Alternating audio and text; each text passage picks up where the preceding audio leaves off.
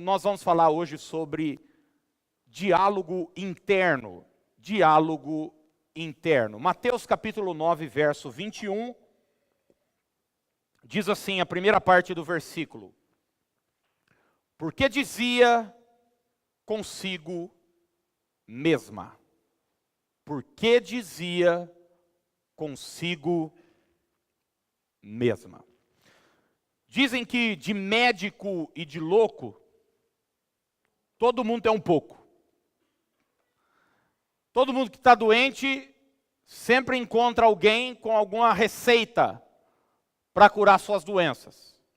De médico e de louco, todo mundo tem um pouco.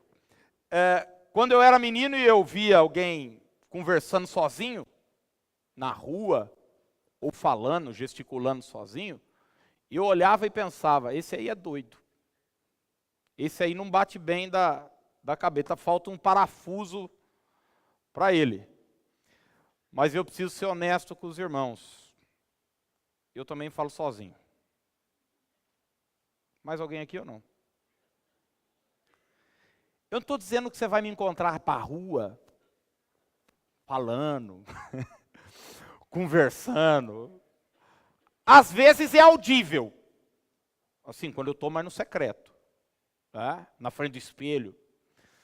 Mas nós falamos com a gente mesmo, nós mantemos um diálogo interno constantemente. E a verdade é que a pessoa com quem nós mais conversamos é com a gente. O tempo todo. A hora toda. Você entra por aquela porta, você vê, você fala, fulano, dentro da sua cabeça, fulano acho que não veio hoje, será que ele veio no outro culto? Olha a roupa de Beltrano, nossa, que bonito que está. Fulano não sei o quê, parece que o som hoje está mais alto, eu não sei o quê, o ar hoje parece que está mais gelado. O tempo todo a gente conversa com a gente mesmo. Consequentemente, a maior influência que você recebe na sua vida é dessa voz interna que você tem. Você pode ter melhores conselheiros, você pode ter acesso às melhores informações, mas no final, o que vale é o que você fala para você mesmo. Eu, como pastor, muitas vezes já aconselhei pessoas que elas estavam diante de mim, ouvindo um conselho, ouvindo uma direção, mas eu sabia que dentro delas elas estavam pensando exatamente o oposto. Estava pensando, você está falando isso porque você não conhece minha vida, você não sabe como é que é meu marido, você não sabe como é que é as coisas lá na empresa, falar para você é fácil, porque você não sei o que lá, tudo dentro da cabeça da pessoa. E eu estou falando isso, não é porque eu julgava a pessoa, porque eu já fiz isso muitas vezes.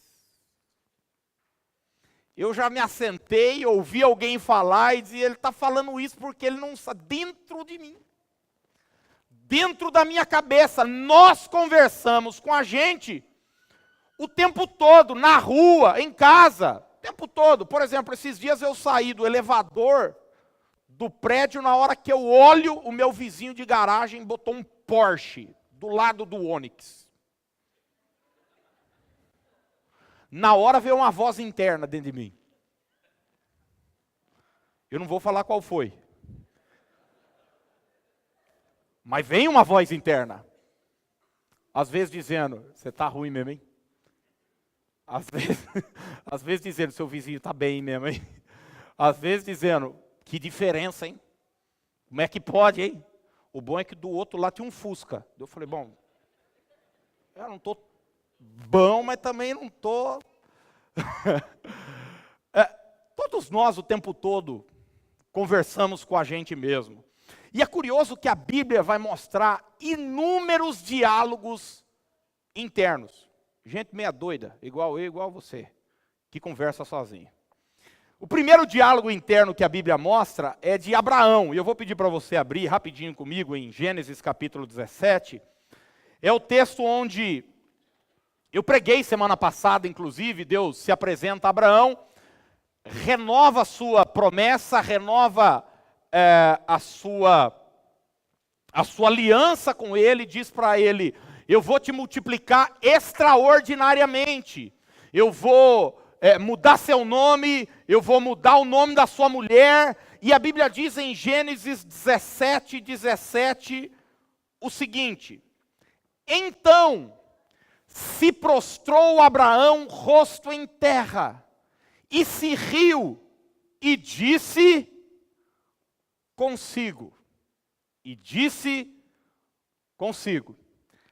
a um homem de 100 anos há de nascer um filho, dará à luz Sara com seus 90 anos. Vira a página da Bíblia e olha agora capítulo 18, verso 12. 2 anjos aparecem para Abraão, mais uma vez, e reafirmam a palavra, e reafirmam a promessa. E para você ver que não é só o marido que é doido, que conversa sozinho, a mulher também é meia fora do cabo. Gênesis 18, 12 diz assim: riu-se, pois, Sara no seu íntimo, dizendo consigo mesma, depois de velha, e velho também o meu senhor, terei ainda prazer. Quantas vezes o nosso diálogo interno é um diálogo interno de dúvida? Deus nos dá uma palavra, Deus nos faz uma promessa, mas dentro da gente nós conversamos conosco mesmo dizendo: será? Será mesmo que é possível? Eu não tenho condições, eu não tenho recursos, eu não tenho com que... eu não tenho condições para que isso se torne possível. Foi o que Abraão e foi o que Sara pensaram, conversaram com eles mesmos. Mas esse é um problema de família, porque o neto deles também tinha esse problema. E você vai ver em Gênesis 27, que Esaú, neto mais velho de Abraão, depois de seu irmão Jacó o trapacear, roubar a bênção que seria dele, você sabe que o judeu, o primogênito, recebe a bênção do patriarca, do pai, e Isaac estava cego, e macumunado com sua mãe, com Rebeca, Jacó veste a roupa do seu irmão, enfim, toda uma trama, depois você pode olhar com calma na Bíblia, e vai lá diante do pai, e o pai o abençoa. E quando Esaú, que de fato era o filho mais velho, se apresenta a Isaac, seu pai, Isaac diz: ó, o que eu falei está falado, a bênção já foi dada. E olha o que diz Gênesis 27, 41. Gênesis 27, 41. Passou Esaú a odiar Jacó, por causa da bênção com que seu pai o tinha abençoado. E disse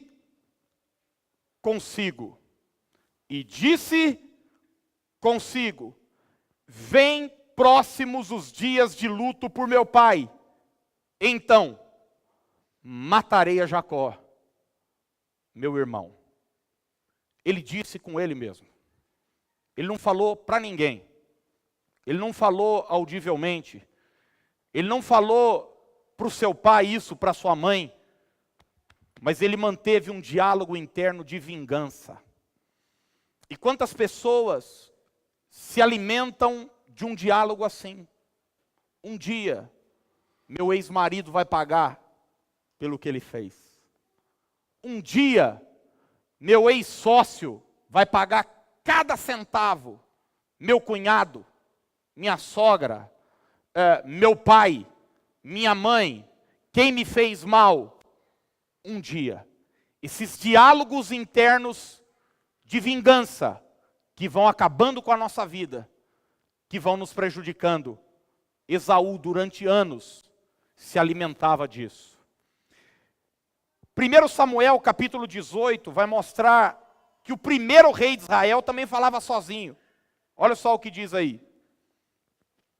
1 Samuel, capítulo 18, Davi tinha acabado de matar Golias, E saiu uma música na boca das mulheres de Israel. Saul matou milhares, Davi matou 10 milhares. E Saul começa a ficar indignado, falando, só está faltando o trono para ele. E o verso 17 diz o seguinte, 1 Samuel 18, 17. Disse Saul a Davi, eis aqui Merabe, minha filha mais velha, que te darei por mulher. Sê-me somente filho valente e guerrei as guerras do Senhor. Porque dizia consigo, não seja contra ele a minha mão, e sim a dos filisteus. A inveja que Davi produziu em Saul, a inveja que Saul começou a ter por Davi, começou a gerar em Saul esse diálogo interno, dizendo, eu preciso armar uma arapuca para esse cara, eu preciso que ele morra, mas se eu matar, não vai ficar bom. Então eu preciso ver uma situação, criar uma armadilha, para que os filisteus venham o matar. Você vai conhecer a história. Um dia ele faz uma proposta para Davi, você quer casar com a minha filha? Então faz o seguinte, me traga 100 prepúcios de filisteus. Você se lembra do texto, Davi traz 200. Mas tudo isso era resultado de um diálogo interno de Saul. Um diálogo de inveja. Irmãos, quantas pessoas conversam consigo mesmo e tem uma conversa interna dessa, de inveja? Fulana não sei o que lá, Beltrano não sei o que, e fica dentro de si, nutrindo sentimentos nocivos, que vão acabando com a sua própria vida. E finalmente Lucas capítulo 7, Jesus está na casa de um fariseu, e Jesus está jantando lá, a convite desse fariseu. Chega uma mulher pecadora, unge os pés de Jesus, e o verso 39 diz o seguinte, Lucas 7, 39, ao ver isto, o fariseu que o convidara, disse consigo mesmo, se este fora profeta, bem saberia quem e qual é a mulher que lhe tocou, porque é pecadora. Olha que interessante. Aquele fariseu estava tendo um diálogo interno que questionava quem era Jesus, que questionava uma ação de Jesus. E quantas vezes eu vejo pessoas brigando com a própria cabeça em relação a uma ação ou não de Deus. Como é que Deus foi permitir isso acontecer comigo? Como é que Deus não sei o quê? Se Deus me ama, Ele não me deixaria dessa maneira. Se Deus de fato fosse poderoso, não sei o que lá. Se Deus mesmo fosse bom, isso não tinha acontecido na minha infância. Se Deus isso, se Deus aquilo. E você vai ver que todos esses diálogos colocados na Bíblia foram negativos, foram nocivos. Mas o diálogo dessa mulher, do Evangelho de Mateus, capítulo 9, está aqui para nos dizer que quando nós temos um diálogo interno positivo, saudável, isso pode gerar mudança e transformação na nossa vida. Sabe, eu estava lendo um livro sobre comunicação esses dias e fizeram uma pesquisa. 17% das pessoas têm medo de morrer. 43% tem medo de falar em público. Se eu pedir para alguns aqui, você quer falar aqui, ou você prefere morrer, talvez eu diga, não, pastor, me mata. Mas deixa eu dizer uma coisa para você, falar em público, falar para os outros o que eles precisam fazer, dizer para os outros qual deve ser a atitude deles, não é uma coisa tão difícil assim. O difícil é você falar para si mesmo o que deve ser feito. Não é difícil chegar para alguém e dizer, olha, você tem que cuidar da sua alimentação, fazer exercício físico e rezar uma cartilha para a pessoa. Você tem que perdoar, você tem que isso, você tem que aquilo. O difícil é essa conversa interna. Você se lembra quando um dos amigos de Jó aparecem para ele e dizia o seguinte, Jó, peraí, até pouco tempo você era aquele que fortalecia os outros, que colocava os outros para frente, que animava as pessoas, e agora que chegou a tua vez, você está todo deprimido, caído aí? Se eu fosse você, eu buscaria Deus. Sabe por quê, gente? Porque falar para os outros o que deve ser feito é fácil. O difícil é você olhar no espelho e ter uma conversa franca e séria sobre mudança e sobre transformação na sua vida. Mas a Bíblia diz que essa mulher dizia consigo mesma: se eu tão somente tocar a orla das vestes de Jesus, eu serei curada. 3 coisas que essa fala interna, esse diálogo interno nos ensina. Primeira delas, não permita que o diálogo externo contamine o diálogo interno. Vamos repetir juntos? Diga assim: não permita que o diálogo externo contamine o diálogo interno. Existiam inúmeras vozes externas conversando com essa mulher. Por exemplo, ela tinha que lidar com a voz da religião. E a religião dizia o seguinte: se você está doente, é porque você fez alguma coisa errada. Se você está enferma, é porque você pecou. Você está pagando pelo seu pecado. Você é amaldiçoada. Você se lembra daquele cego de João capítulo 9? Cego de nascença. Nasceu cego. Os fariseus perguntam: quem pecou? Ele ou o pai? Como é que um feto pecou, gente? O cara nasceu cego. Mas a religião entendia: se está doente, é porque tem pecado. Essa mulher precisava lidar com a voz dos religiosos. O ambiente religioso, que talvez seria o lugar acolhedor para ela, a expulsava, a mandava embora, dizia para ela: você não pode conviver com as pessoas, você tem que ficar retirada. E essa mulher por 12 anos perdeu o convívio social, porque ela precisava lidar com a voz da religião. Ela precisou lidar também com a voz da medicina, dos especialistas. Você vai ler o texto de Marcos, o texto diz que ela padeceu a mão de vários médicos. Ela disponibilizou todos os seus bens, os seus recursos para alcançar a cura, mas todas as vozes diziam para ela: não dá, não é possível. E quantas vezes os especialistas, os entendidos, dizem para mim e para você que não dá.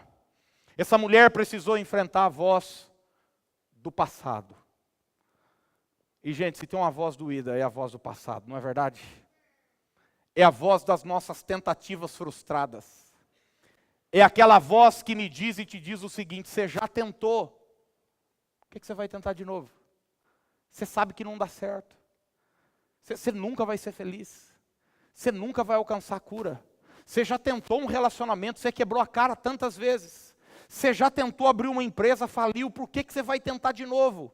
E a voz do passado constantemente chegava para essa mulher, dizendo que ela teria ou não que fazer. Mas ela venceu todas as vozes externas. Ela não permitiu que essas vozes externas influenciasse a voz interna dela, que dizia para si mesma: se eu tocar, eu serei curada.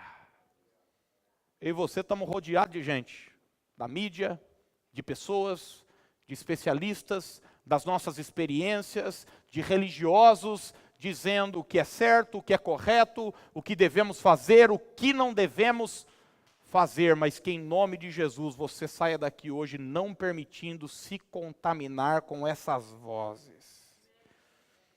Uma vez eu fui numa reunião de pastores, e eu estava sonhando, a gente estava com a igreja ainda lá no hotel, com pouquinha gente, e eu me lembro, mas eu estava bem, minha voz, meu diálogo interno estava, Aquiles, vai dar certo, continua, cara, tem 10 pessoas aí, mas daqui a pouco melhora, vai em frente, isso tem uns 4 anos, vai em frente, e eu lembro de ter ido numa reunião de pastores, e a pessoa que estava dirigindo a reunião falou, gente, tá fácil não, coisa está difícil, tem ninguém nadando de braçada, coisa está dura, e durante 40 e tantos minutos o homem falando disso, está difícil, está duro. No final de tudo, da fala dele, ele falou, mais alguém gostaria de compartilhar alguma dificuldade aqui hoje? Falei, meu Deus, eu imaginava que a igreja tinha testemunho, não testemunho. E como é difícil você preservar seu coração desses diálogos externos. Porque a sua realidade diz, é difícil mesmo. É pouca gente mesmo. Mas dentro de você, tem uma força que diz, continua, acredita. Mas se você dá ouvido a essas vozes, daqui a pouco você está dizendo, não é que fulano tem razão mesmo? Não é que Beltrano tem razão mesmo? Não tem jeito, não vai dar.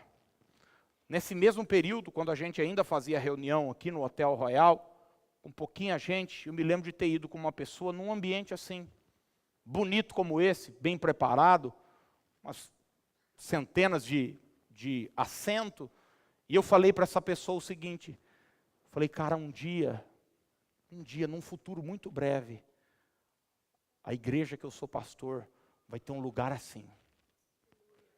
E eu me lembro de na hora ele falar assim para mim, tá bom.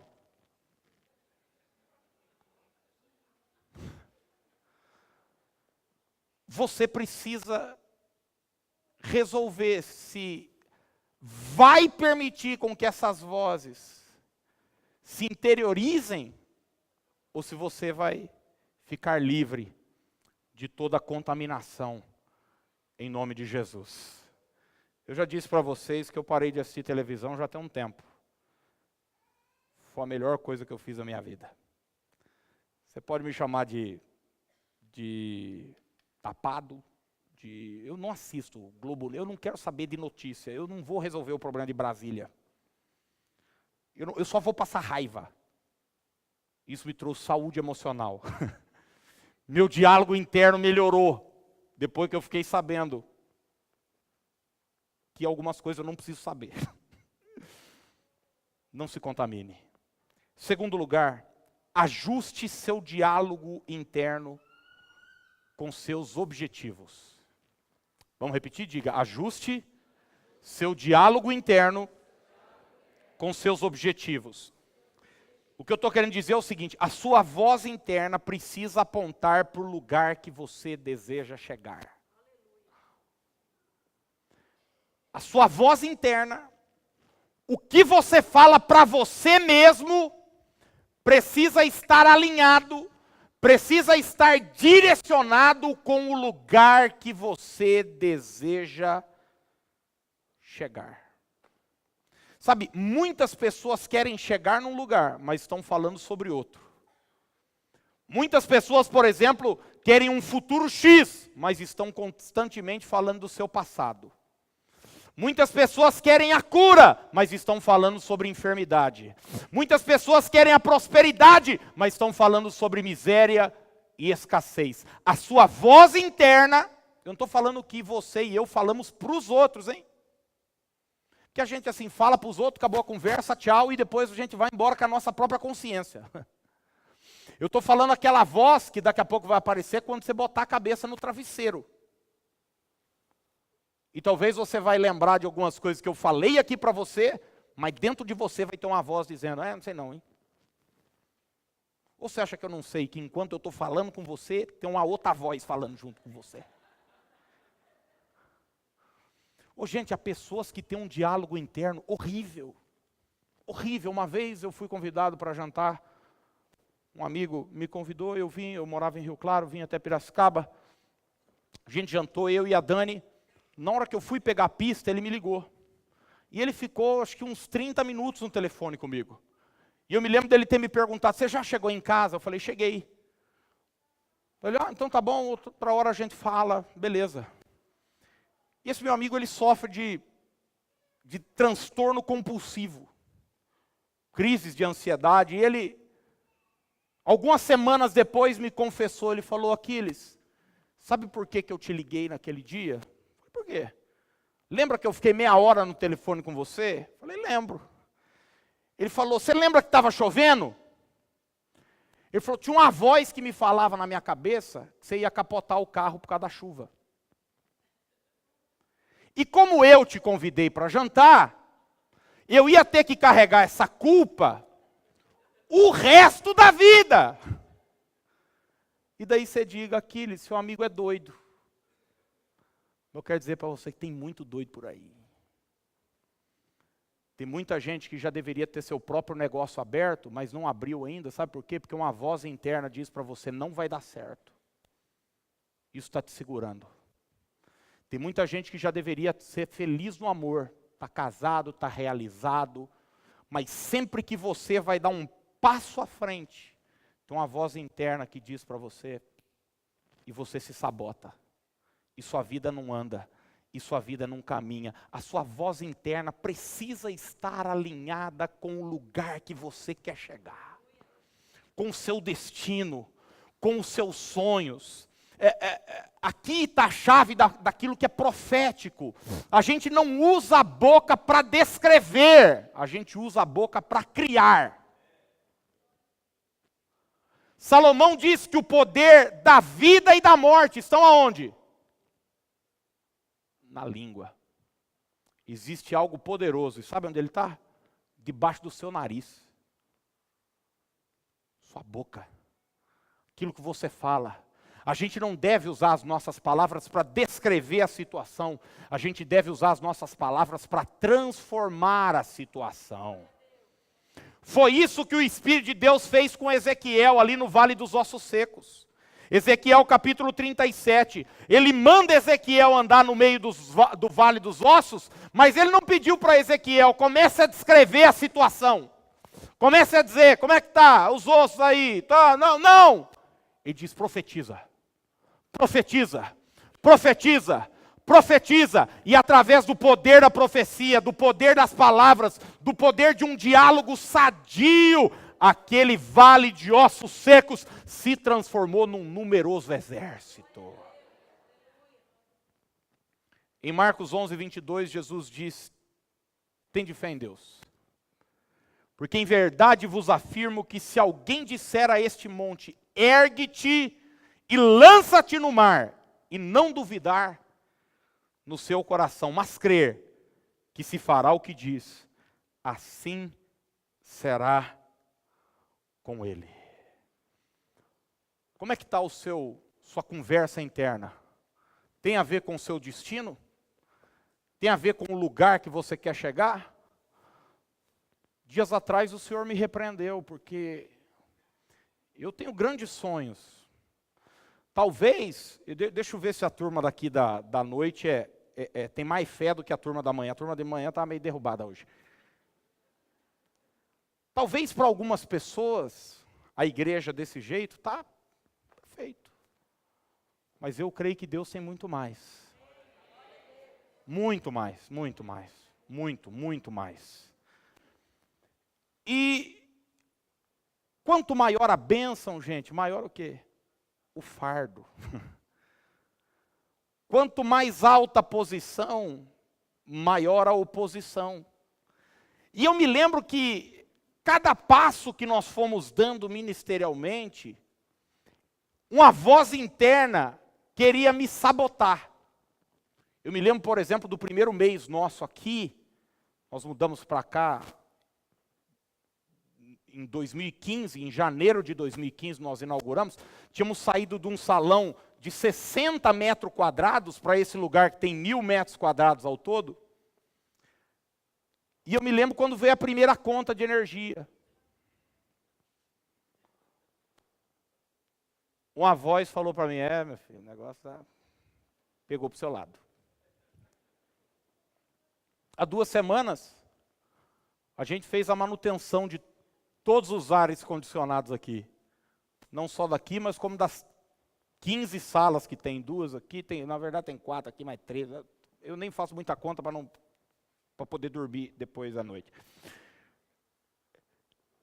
E quando chegou a conta da manutenção, não é da instalação, uma voz interna novamente quis falar coisas para mim, mas ao mesmo tempo o Senhor falou, viu, você não está me pedindo mais ainda? Você não está me pedindo um lugar onde o ar-condicionado vai ser central, vai gastar mais, Você está pronto? Você está preparado? Mas quantas pessoas não chegam no seu destino, não cumprem os seus sonhos, porque tem uma voz interior que o tempo todo gera autossabotagem dentro de si. 1 Coríntios 13:11 diz, quando eu era menino, eu falava como menino. Quando você começa a crescer, a sua voz precisa mudar, o seu discurso precisa mudar, as suas palavras precisam mudar, o seu diálogo precisa mudar.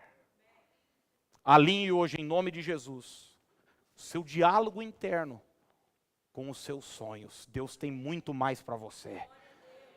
Comece a falar como gente grande. Terceiro e último lugar para a gente orar. Alinhe sua ação com seu diálogo interno. Repita isso comigo, diga, alinhe a sua ação com seu diálogo interno. Olha, essa mulher precisou fazer um esforço gigantesco, você vai concordar comigo, para manter um diálogo interno saudável. Porque tudo era contra. Seu corpo físico era contra, o que ela via era contra, as tentativas frustradas eram contra, as experiências eram contra, a religião era contra, a sociedade era contra, tudo era contra. Mas quando ela resolve isso dentro dela, e diz, se eu tão somente tocar a orla das vestes dele, eu serei curada. Deixa eu falar uma coisa para você, só isso não foi suficiente. Ela precisou agir de acordo com o seu diálogo interno. Ela falou, se eu tocar, eu serei curada. Sabe o que ela fez? Ela foi. Ela foi. Ela venceu suas desculpas. Ela venceu a multidão. Ela venceu a incompreensão de algumas pessoas. Sabe, muitas vezes, irmãos, a gente resolve aqui, mas peca na hora de agir.